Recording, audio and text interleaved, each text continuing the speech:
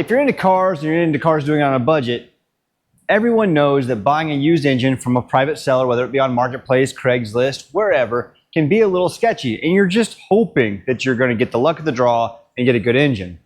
But how do we know if we are getting a good engine? This engine right here is a prime example of what I'm talking about. The seller said that the car ran that it came out of. Now, saying the car ran might be different than saying the car ran well. But the engine was already out. I was able to turn it over by hand when I was there, and it felt like it had compression and everything was going to be okay. But over time, I put a lot of used engines in. And unfortunately, I've learned the hard way that just because I turn over by hand doesn't mean it's a good engine. This engine is for a customer's car, and I wanted to make sure that it was good before I even started the whole project. So I'm going to show you what I found here. So I started by pulling a compression test. And how did I do this while it was on the engine stand? Pretty simple. I put a starter on it. I took a motorcycle battery that I have here, and I went ahead and hooked up my battery cables. I'm going to make sure that I get a good block ground. Next thing is I get my bump starter. And I feel like a bump starter is a mandatory piece of equipment in the shop. We're going to hook to the main power stud, and we'll hook to our solenoid. And now we should have an ability to turn it over.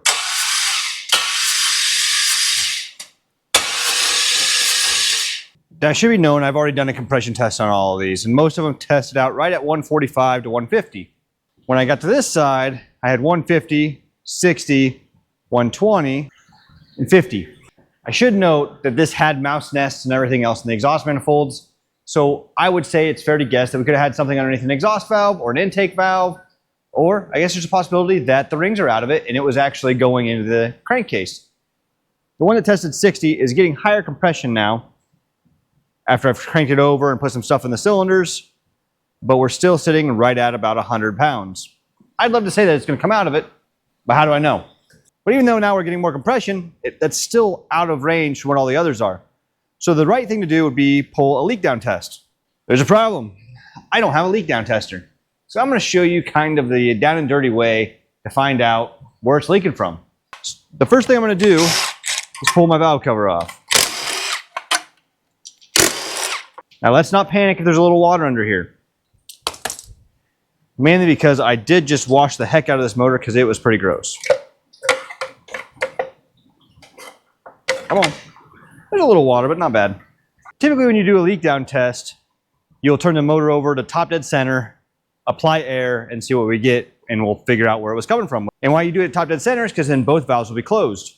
The problem with just getting it to top dead center where both valves are closed is sometimes when you apply air, it pushes the piston down and rotates the motor. What I like to do is back the valves off completely. 3 down cylinders, we're going to back it off of all 3 of these.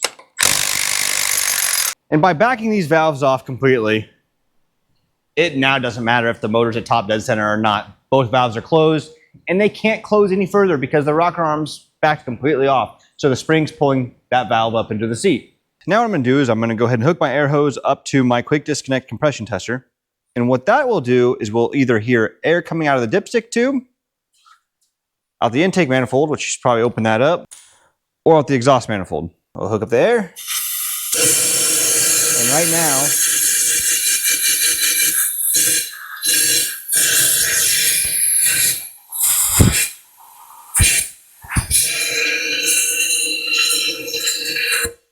now clearly there's something going on with the exhaust side of it there. And I've tested all 3 of those cylinders and each one had a little bit of leak through the exhaust. That's the worst one, but because it was getting better just from sitting and after washing and turning it over, I think that we might just have some carbon buildup or maybe a little bit of gunk in the seat. So we're going to try tapping on these valves, see what happens, and hopefully we'll get some good compression out of them. I'm not going to hit these very hard because I have no clue where the piston is in the cylinder right now, and I don't want to smack that valve into the piston. But really what we're just trying to do is loosen it up so that valve can spin and hopefully clean that seat out or shake whatever's in between, that carbon, mouse crap, I don't know. And we'll see what we got. Not very hard, just enough to get that spring and retainer to bounce a little bit. We're going to hope for the best here. Nope, right back to 60. So we did gain 40 psi compression in this one.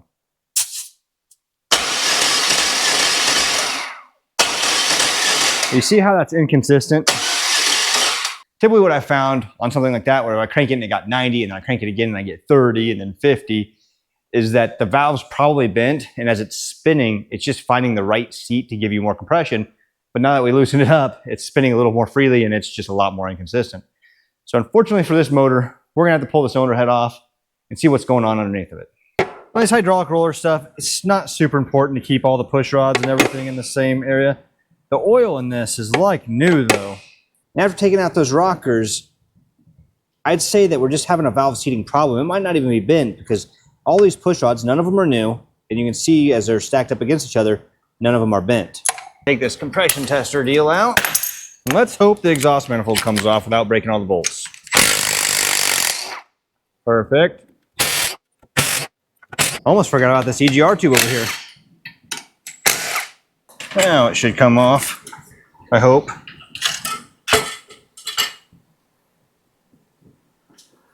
I gotta pull off our intake manifold.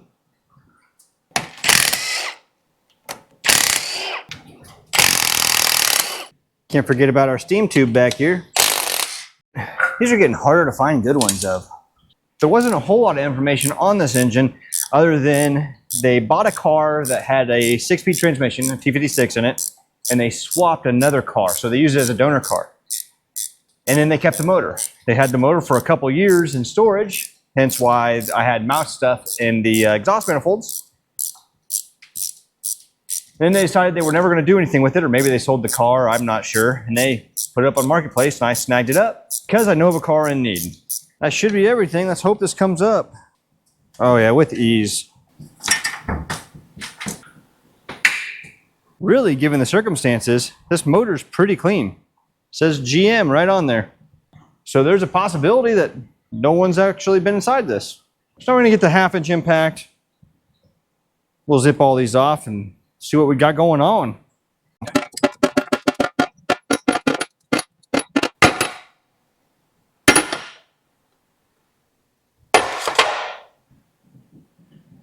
See how stuck on she is? It's not.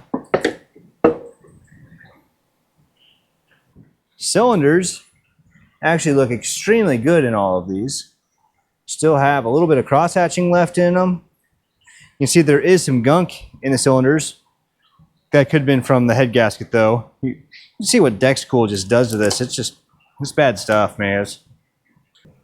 Don't need that anymore.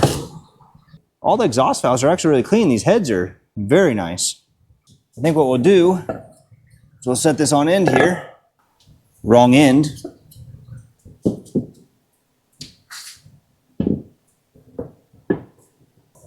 And then I'm just going to take some solvent and fill this up.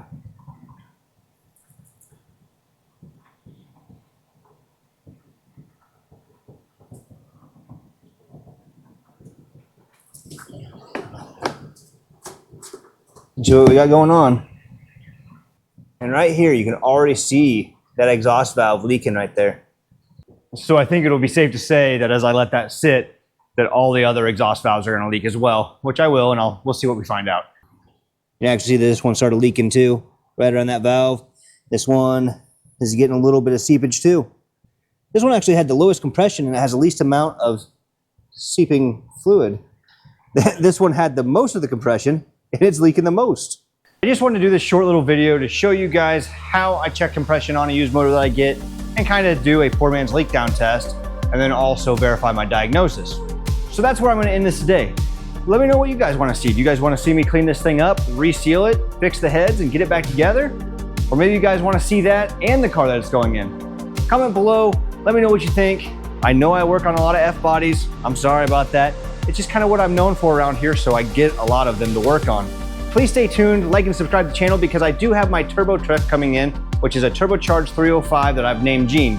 And I have some cool upgrades coming to it, and that whole video is a roller coaster, guys.